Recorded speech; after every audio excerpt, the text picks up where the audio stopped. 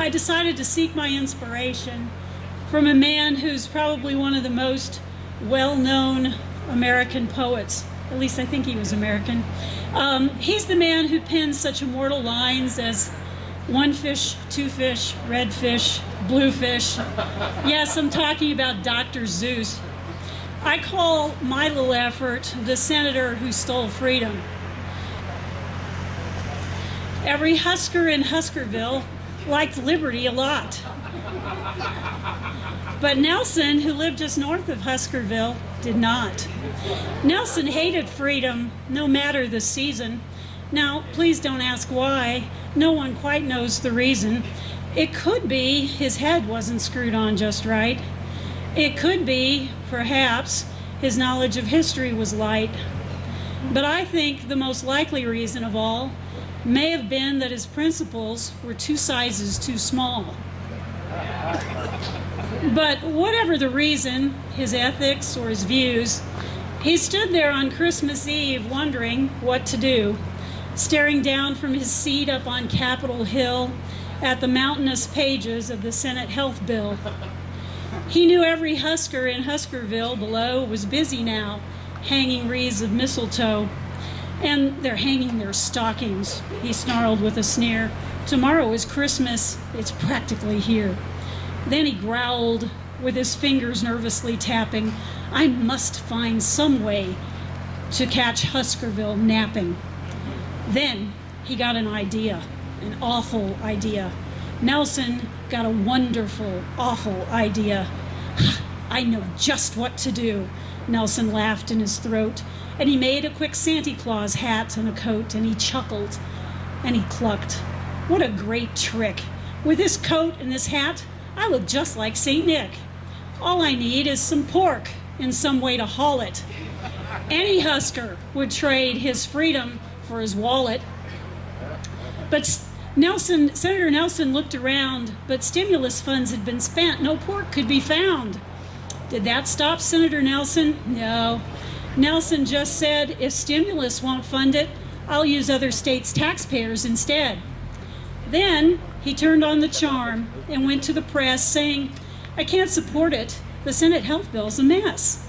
I don't like the proposed Medicare cuts, and of course, I'm concerned about the cost. But public funding for abortion, that's where my vote is lost. All their windows were dark, quiet snow filled the air. All the Huskers were dreaming sweet dreams without care when Nelson arrived at Harry Reid's Senate lair. This is stop number 1, Senator Nelson hissed, and he rapped on the door, carrying his personal wish list. Nelson stated his price just as cool as could be. If Landrieu could do it, he thought, then so could he. He paused only once for a moment or two, but decided selling his vote was the right thing to do. Though the Huskers had trusted him to protect the unborn, he knew the pork he delivered would save him from scorn. On Saturday morning before Huskerville woke, Nelson announced his support for the health bill was no joke.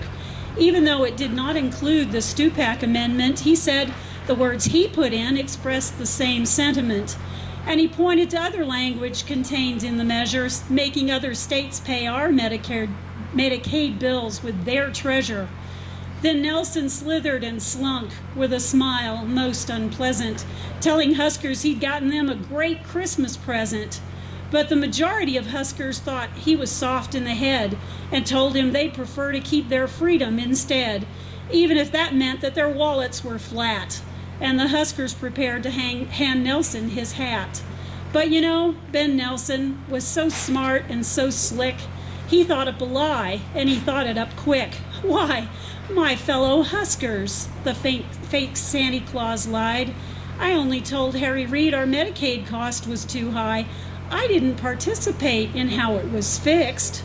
But Huskers aren't buying any excuse for his tricks. There is a noise on the plains Ben Nelson simply must hear. He should pause for a second and put his hand to his ear, and he'll hear a sound rising over the snow. It started in low, but it's beginning to grow. Huskers are tired of his wheeling and dealing. They call this healthcare bill political stealing. It's a theft of our money and physical well-being, but more important than that, for the first time we're seeing the government tell us what we must buy and making decisions as to who lives and who dies. If Nelson won't derail this threat to our freedom, we'll do all in our power to ensure we unseat him.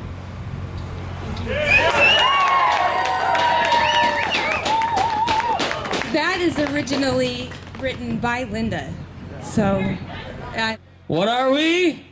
Not for sale. Good answer.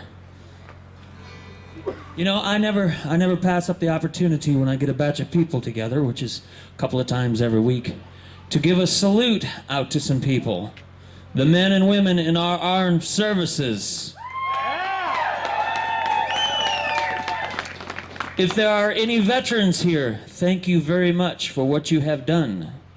Because if it wasn't for you, we wouldn't be in this free land where we could sit on the steps of a senator for sale and give him our free opinion without having cops come in and point guns at us and run over us with tanks while we defend ourselves with 2x4s.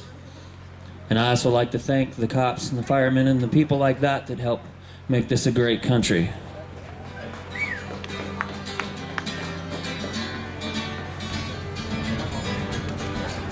Well, it don't matter if you go to the left coast or the other left coast.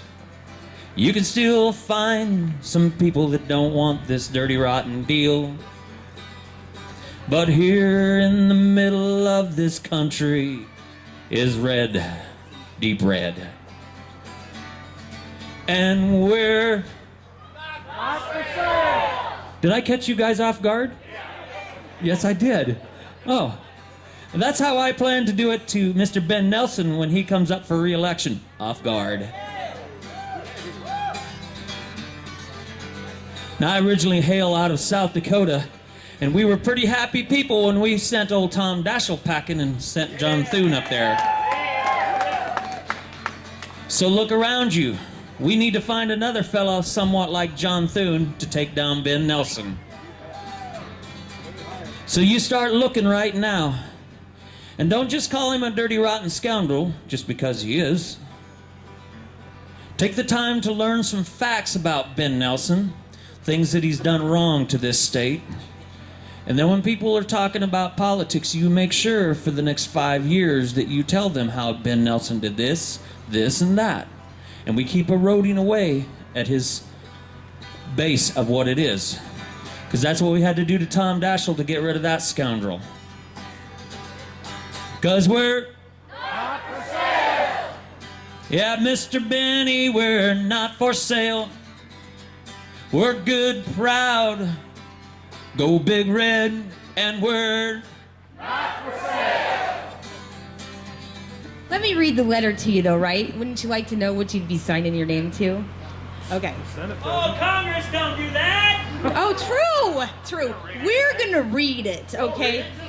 Yeah, no kidding. Don't read it! Go! Okay.